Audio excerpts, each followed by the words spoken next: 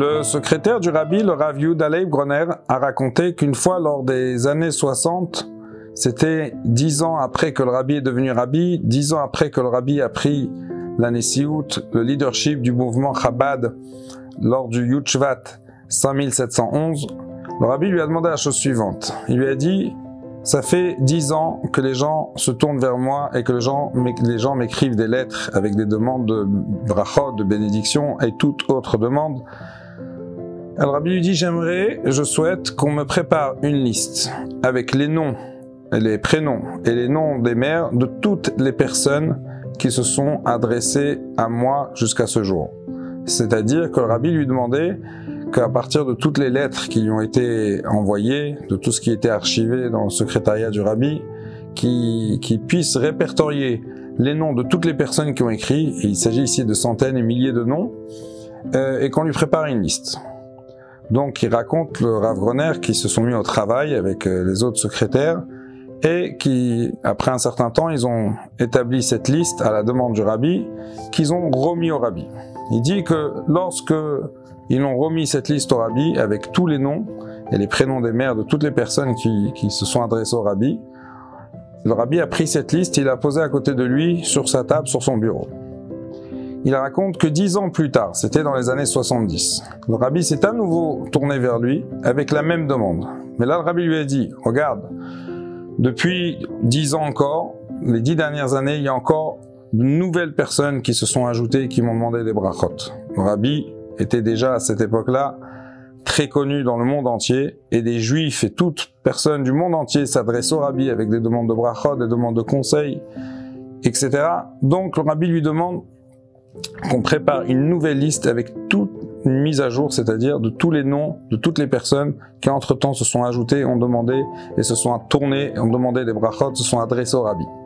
Chose qui a été faite. Et donc, après un certain temps de travail, ils ont pu répertorier la plupart des noms qui ont été, de gens qui se sont adressés au rabbi, et ils ont donné cette liste, transmis cette liste au rabbi. Il raconte que, à ce moment-là, le rabbi, à nouveau, a pris cette liste, il l'a posée sur son bureau, et elle est restée posée à côté du rabbi, près du rabbi. Il dit qu'au départ, lorsque le rabbi leur a fait cette demande, ils n'ont pas compris dans quel intérêt, dans quel but le rabbi voulait avoir une liste de cette manière, cette liste, et qu'elle soit posée à côté de son bureau. Mais il dit qu'il s'est rappelé d'une histoire qui a été racontée par le rabbi Rayatz, Rabbi Yosef Yitzhak, 6e rabbi de Lubavitch, qui a raconté qu'il s'est aperçu que son père, le rabbi Rachab, Rabbi Shalom Dovber, 5e rabbi de Lubavitch, prenait souvent une pile de lettres, de courriers qui lui ont été adressés par des chassidim, et qu'il les feuilletait une par une, et que de temps en temps, lorsqu'il arrivait sur une certaine lettre d'un certain chassid ou d'une certaine personne, il s'arrêtait, il murmurait quelques mots, et après il continuait. Et le rabbi Yosef Yitzhak, ayant aperçu son père faire ça à différentes reprises, il s'est permis, il a demandé à son père qu'il lui explique qu'est-ce qu'il était en train de faire. Et son père, le rabbi Rachab, lui a dit la chose suivante. Il lui a dit: regarde, il y a des chassidim qui se tournent vers moi et qui me demandent des brachot et des bénédictions. Et c'est de mon rôle et c'est ma responsabilité en tant que leur rabbi de me soucier, de m'assurer que tout se passe bien pour eux. Donc c'est pour ça que de temps en temps, je prends les lettres qui m'ont été adressées par ces chassidim et je les passe une par une en revue, et pour vérifier et m'assurer que tout va bien chez chacun d'entre eux. Et lorsque je ressens qu'il y en a un qui est dans le besoin, dans la détresse, alors je prie pour lui. Et donc Rav Groner a fait un peu le parallèle. Il s'est dit certainement que le rabbi, en tant que rabbi et en tant que Nassi Ador, en tant que chef de la génération, il se soucie et il s'inquiète, et il veut être auprès de chaque juif. Et c'est pour ça que le rabbi a voulu avoir la liste des noms de toutes les personnes qui se sont adressées vers lui, et elle était près du rabbi pour que le rabbi puisse être près de son côté lorsqu'ils ont besoin, et pouvoir être à leur côté et prier pour eux et leur apporter le soutien qu'ils ont besoin. Et d'ailleurs, ça nous montre ici c'est quoi le rôle d'un rabbi et d'un nassi, d'un chef de génération, d'un nassi ador, et comment le rabbi se préoccupe et se soucie de l'intérêt et du bien de chacun du clan d'Israël. Et le rabbi, une fois, a expliqué, il a dit qu'on raconte sur Rabbi Yochanan ben Zakkai. Rabbi Yochanan ben Zakkai était un des grands Tanaïm de la Mishnah, qu'il a dit, il pleurait avant de mourir, Et ses élèves se sont étonnés, ils lui ont dit, Rabbi, pourquoi vous pleurez? Il leur a dit, voilà, il y a devant moi deux chemins qui se présentent. Il y a le chemin du Gan Eden, du paradis, il y a le chemin du Gehinnom. Il leur a dit, et je ne sais pas vers quel chemin on me conduit. Voilà pourquoi je pleure. Et là, le Rabbi s'interroge, et il dit, à part le fait que c'est étonnant d'entendre de la part d'un tzaddik tel que Rabban Yochanan ben Zakkai, qui s'étonne, est-ce qu'il va aller réellement dans le Gan Eden ou pas? Alors que c'était un grand tzaddik, un des grands maîtres de la Mishnah qui a donné beaucoup d'enseignements de Torah.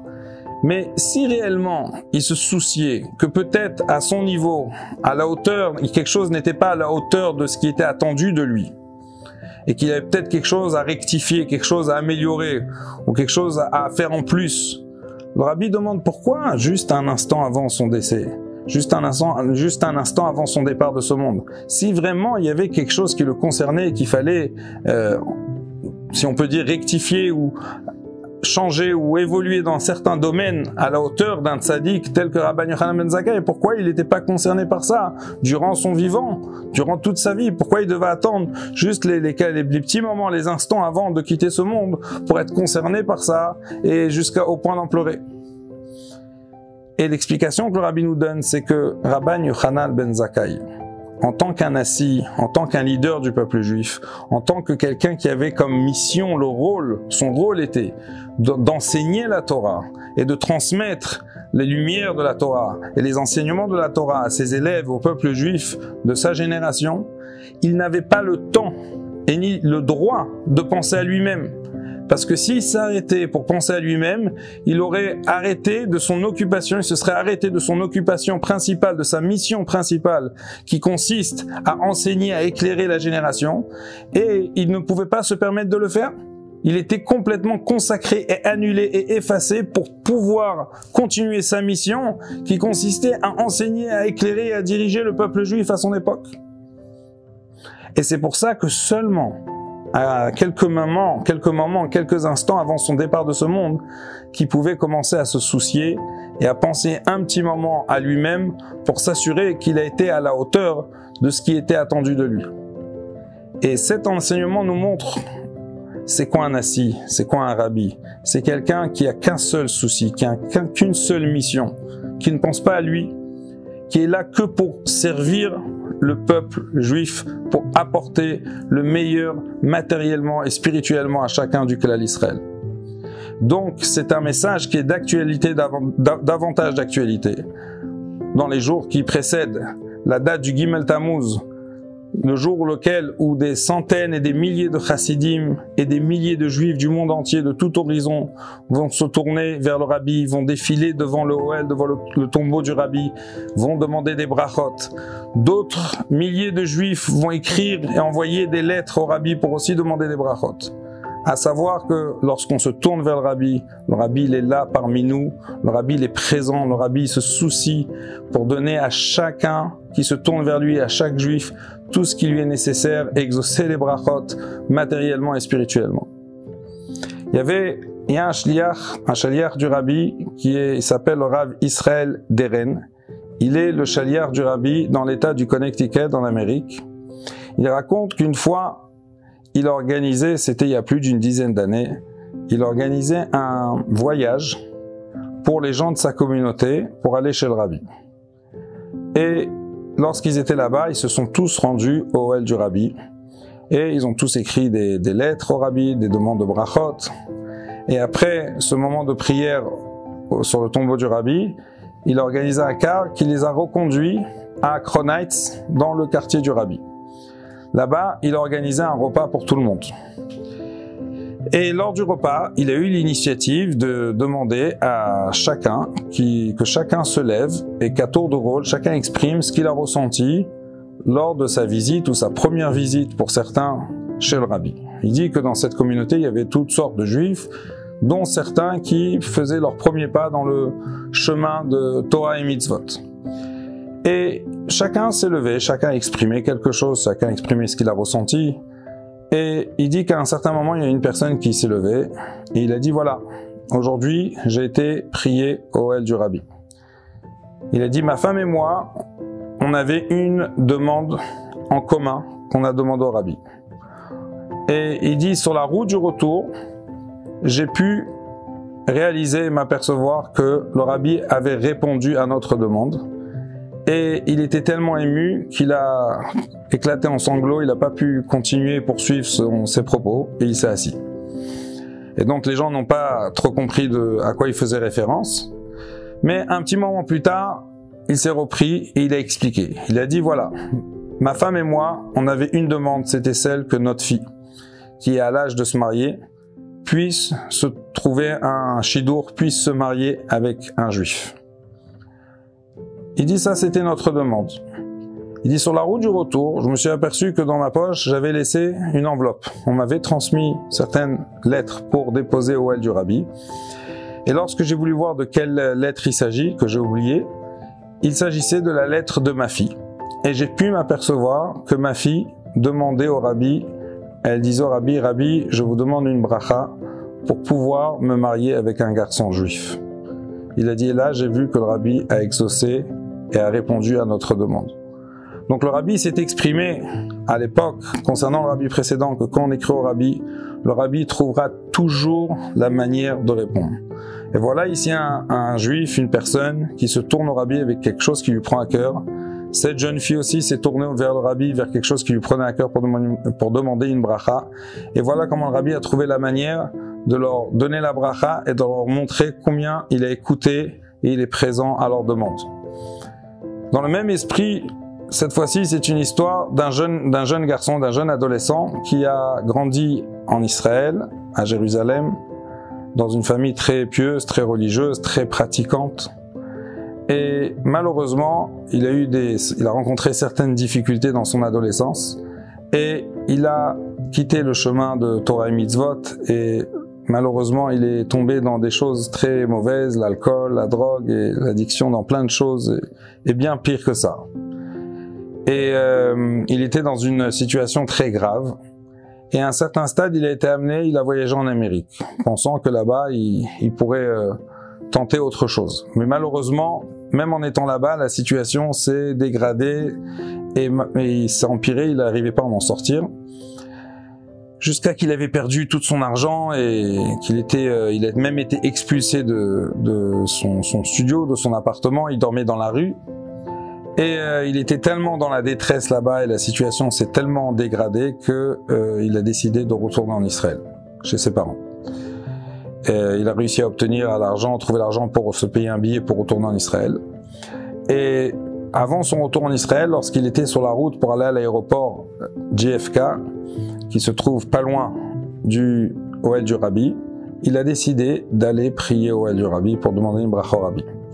Et non seulement qu'il a décidé d'aller demander une bracha au Rabbi, mais lorsqu'il est arrivé là-bas, il a décidé qu'il va tout écrire au Rabbi, qu'il va verser son cœur et qu'il va exprimer tout ce qui se passe chez lui en demandant au Rabbi que le Rabbi trouve le moyen qu'il l'aide, qu'il lui donne une bracha pour s'en sortir. Parce que des fois, on peut prendre conscience qu'on est dans une situation difficile, mais c'est pas forcément qu'on a le moyen de s'en sortir soi-même. Des fois, il y a besoin d'une certaine aide, quelque chose qui permet à la personne de tourner une nouvelle page et de sortir, surtout lorsqu'on tombe dans de telles situations, l'alcool, la drogue et toutes ces sortes d'addictions et dépendances.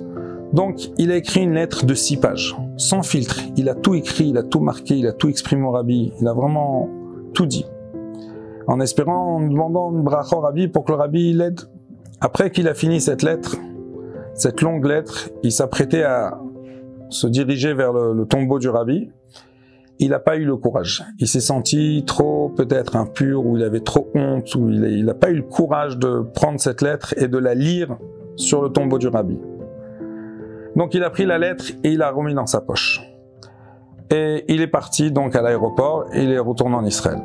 En arrivant en Israël, quelques jours plus tard, bon, la situation était la même, mais il reçoit un appel de sa sœur qui était plus âgée que lui, sa sœur qui travaillait à l'assistante sociale en Israël, et elle lui dit, tu sais, il faut qu'on se rencontre et que tu viennes manger avec moi au restaurant. Alors lui, il demande pourquoi, elle lui dit, regarde, on est au courant de tes problèmes et des difficultés dans lesquelles tu te trouves, et maintenant on va t'aider. Lui, il n'en avait pas particulièrement parlé de tous les détails de sa situation, Et il comprend pas d'où sa sœur, d'un coup, elle est au courant de la détresse et de la situation dans laquelle il est. Elle lui dit, écoute bien, on va te prendre par la main avec maman, on va t'amener chez des spécialistes, on va t'amener chez les personnes compétentes pour t'aider à t'en sortir. Elle lui explique, elle lui dit, regarde, quand t'es arrivé à la maison, après ça, maman, elle a pris ton linge pour laver ton linge. Et elle a aperçu dans ta veste la lettre que tu as écrite au rabbi. Cette lettre dans laquelle il avait exprimé toute sa détresse, tout son malheur, et en détail du détail de toutes les choses dans lesquelles, malheureusement, les choses très basses et les choses inappropriées dans lesquelles il était tombé. Elle lui dit, maman a vu cette lettre. Et c'était donc la lettre, il n'a pas eu le courage d'exprimer à un moment et d'aller lire devant l'OL. Elle lui dit, on a compris la situation dans laquelle tu te trouves, et on va faire le nécessaire pour t'aider. C'est chose qui a été faite, et il a été pris en main par sa famille, il s'en est sorti, et non seulement qu'il s'en est sorti, aujourd'hui, plus tard, il a pris part dans des associations qui aident et qui œuvrent pour des personnes qui sont dans des situations similaires. Donc voilà l'histoire de ce jeune garçon qui a fait le pas d'écrire et de verser son cœur et d'ouvrir son cœur et d'exprimer dans des situations qui sont pas évidentes à exprimer et la détresse dans laquelle il se trouvait. Voilà comment le rabbi a trouvé le moyen aussi d'aider ce garçon. Le rabbi a écouté sa lettre, a entendu sa lettre, a entendu sa détresse, et le rabbi a trouvé le moyen de répondre, d'y répondre et de l'aider à s'en sortir dans la situation dans laquelle il se trouvait. Donc ça doit, dans cette période-là, ça doit davantage nous encourager à avancer dans notre attachement au rabbi en allant dans ses enseignements et en sachant que lorsqu'on va s'attacher au rabbi, on va écrire au rabbi, on va demander au rabbi, le rabbi sera toujours aux côtés de chacun, comme il l'a fait quand il a demandé les noms au secrétaire. Les noms de chacun étaient à côté, près du rabbi, et le rabbi trouvera toujours le moyen de répondre à chacun à toutes les demandes qu'il a besoin. Et bien sûr que tout ceci doit être fait et animé de la Emouna et le bitachon, qu'on va voir les mots du rabbi s'accomplir et cette promesse que le rabbi nous a fait que Ot Mashiach, c'était les mots du rabbi en yiddish qui voulaient dire voici Mashiach arrive, et que le rabbi n'a pas hésité de rappeler dans les dernières années qu'on est à la veille de la venue de Mashiach et de la Géoula, de la délivrance. Et pour terminer, j'aimerais vous raconter une anecdote, une histoire. Cette histoire a été relatée par le Rav Chaim Melul, le chaliar du rabbi à Créteil. Il a dit que dans les premières années où il allait chez le rabbi, une fois, lorsqu'il était là-bas, il y avait un jeune garçon, un jeune français qui tournait au 770 dans la choule du rabbi. Un garçon qui n'était pas très stable, et si on peut le dire comme ça, et qui prétendait et qui proclamait à tout le monde qu'il est le Mashiach. Il disait, je suis le Mashiach, je sais que je suis le Mashiach, j'ai vu Eliyahu Hanavi, j'ai des preuves. Il avait un classeur sur lui avec plein de papiers. Il disait que voilà, à chaque fois que j'ouvre un livre de Torah, ça parle du Mashiach, etc., etc. Donc, les gens autour ont compris qu'il n'était pas très très stable. Et certains disaient qu'il faut peut-être l'amener chez un psychiatre. D'autres, des fois malheureusement, pouvaient se moquer un petit peu de lui. Voilà, et il tournait là-bas. Maintenant, c'est arrivé la période où le rabbi recevait les gens en chidout, en audience privée. Et lui, il exprimait au secrétaire du rabbi, le Rav Groner, le souhait de pouvoir aussi rentrer et parler au rabbi. Rav Groner était un peu embêté, mais c'était pas dans la tradition d'empêcher qui que ce soit de s'adresser au rabbi. Tout le monde avait le droit de pouvoir parler au rabbi. Mais de l'autre côté, le secrétaire du rabbi, Rav Groner, il savait pas est-ce que cette personne n'allait pas faire perdre le temps précieux du rabbi, et est-ce qu'il serait capable devant le rabbi d'avoir l'attitude et le respect digne de ce qu'il faut lorsqu'on se trouve devant le rabbi. Et donc, il s'est adressé au Rav Chaim Melul. Il lui a dit, le Rav Groner avait l'habitude toujours, pendant les audiences privées, il était devant la porte du bureau du rabbi, il entrouvrait régulièrement la porte pour faire comprendre aux gens qui devaient un peu se précipiter pour pas prendre trop le temps du rabbi. En général, les audiences privées se déroulaient tard dans la nuit, et aussi pour s'assurer que tout se déroule correctement pendant l'audience privée. Et donc, le Rav Groner, il a dit, moi je comprends pas le français. Il a dit au Rav Chaim Melul, toi tu comprends, tu vas rester près de moi, lorsque je vais ouvrir la porte, tu vas écouter, tu vas me dire ce qui se passe, et tu vas m'assurer que tout se déroule comme il faut. Et donc le Rav Chaim Melul, il dit comme ça, il dit que ce garçon il est rentré dans la chidout chez le rabbi, et sans surprise, la première chose qu'il a dit au rabbi, c'est, Rabbi, je suis le Mashiach.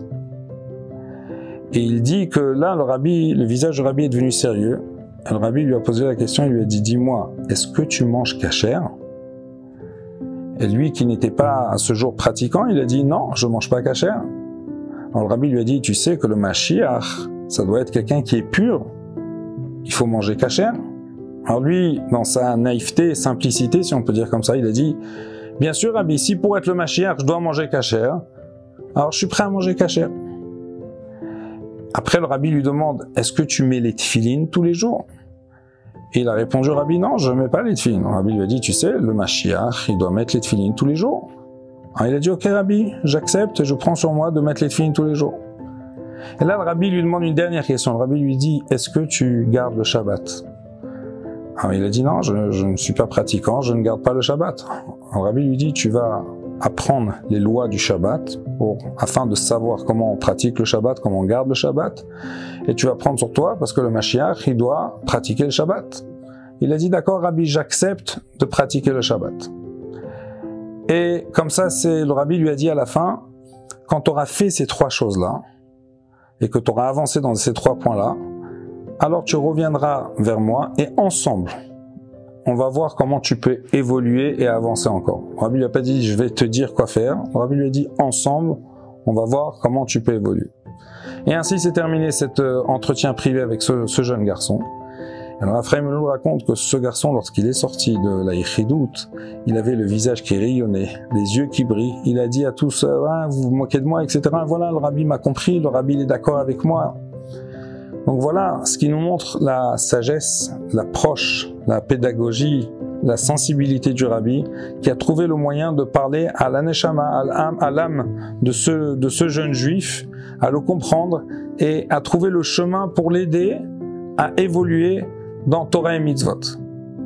Mais la vérité, elle est que le rabbi a rappelé de nombreuses fois que chaque juif possède en lui un nitzutz de Mashiach. Ça veut dire quoi un nitzutz de Mashiach? C'est un étincelle. Le Mashiach, c'est la neshama klalit, la neshama générale, qui inclut en lui les neshamot de tout le klal Israël, de tout le peuple juif. Mais chaque juif en lui possède un étincelle de Mashiach.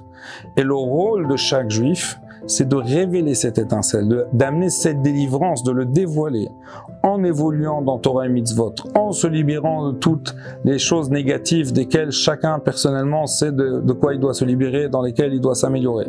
Et en évoluant dans le chemin Torah Mitzvot, en dévoilant ce Nitzutz Mashiach, c'est de cette manière qu'on amène la Géoula.